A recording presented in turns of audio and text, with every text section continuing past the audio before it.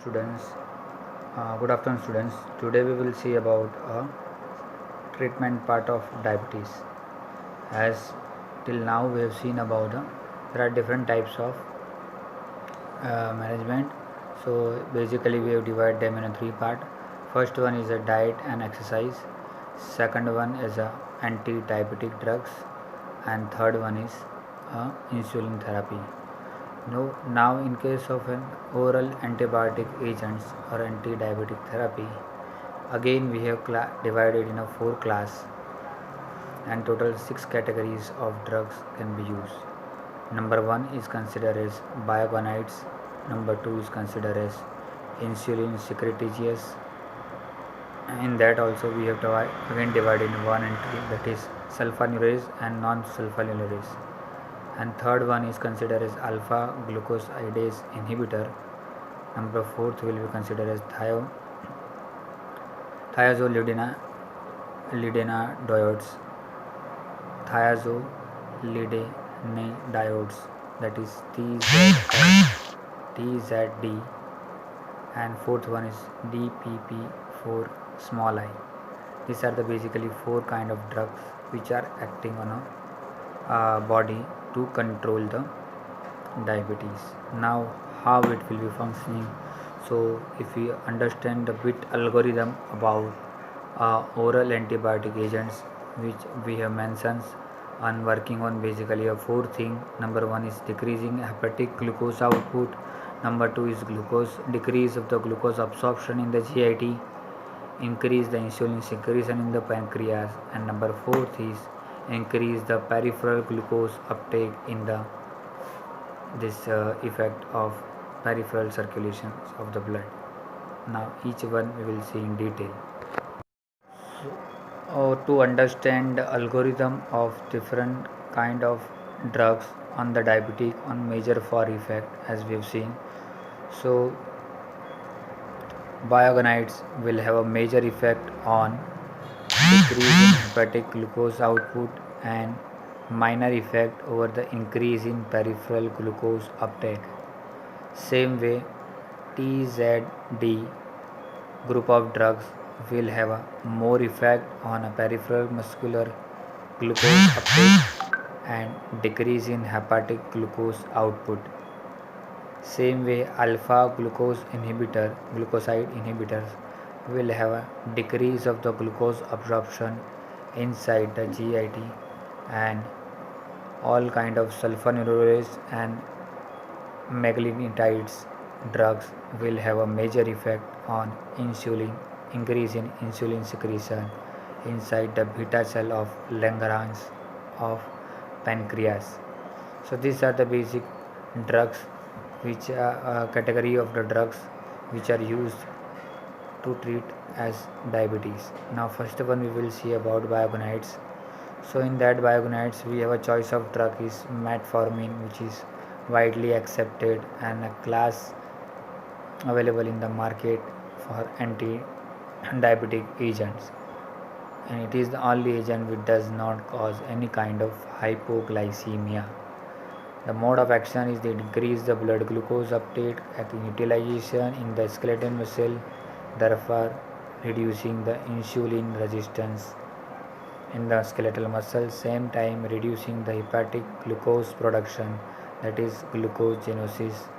And pharmacokinetics will see it will be half life of about 3 hours, and it is excreted unchanged in the urine.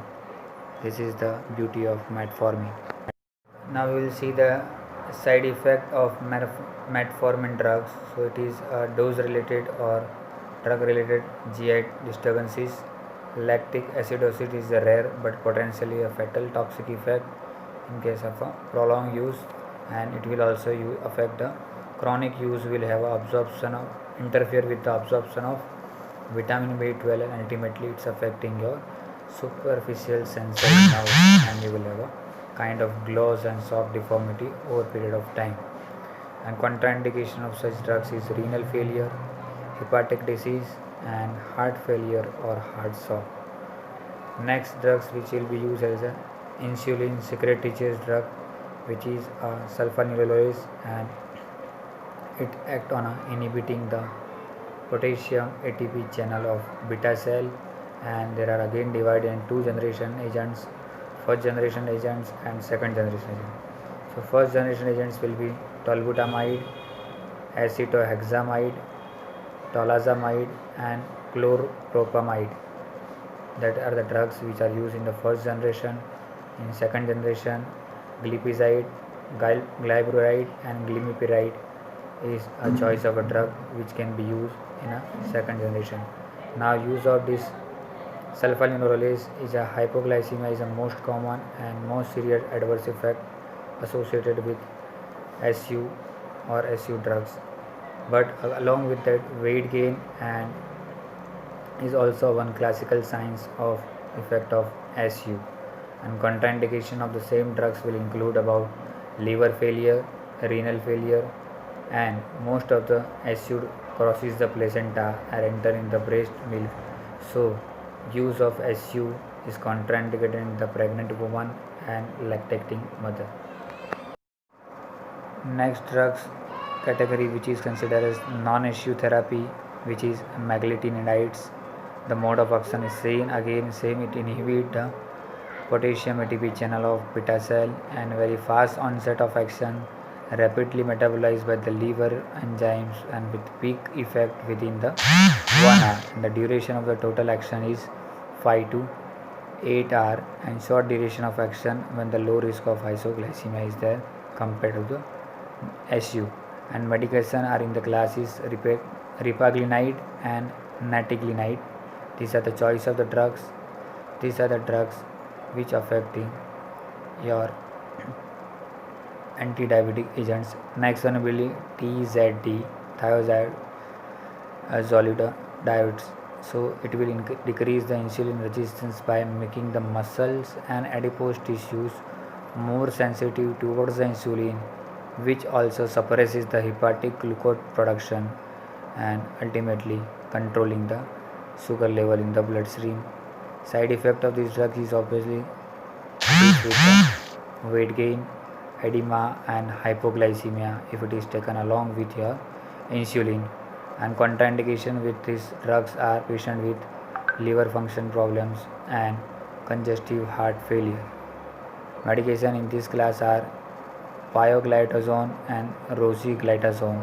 These are the two category of drugs which can be used in a case of TZD category. These are the choice of the drugs which are used along with a monotherapy or combo therapy for the treatment of diabetes mellitus. Next category of drug is considered as which is last a glucosidase inhibitor, which is also a very well known anti-diabetic agents.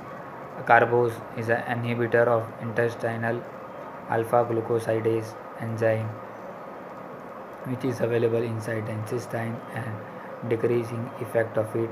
Mode of action, it will delay the carbohydrate absorption and reducing the postprandial increase in the blood glucose level via the acting at GIT level. There are the number of side effects which can affect, that is known as most common it is diarrhea along with the abdominal pain and bloating. But like metformin, it is helpful for the patient with obesity and all kind of type 2 diabetes patient, and it can be also be co-administered with metformin without any altered reactions or altered reactions of the same.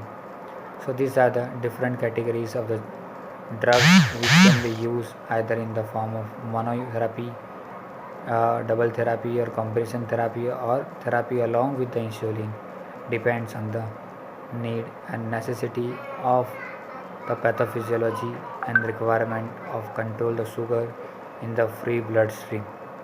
That how which therapy will be used, there is a different algorithm for that. We will see that in coming classes. Thank you.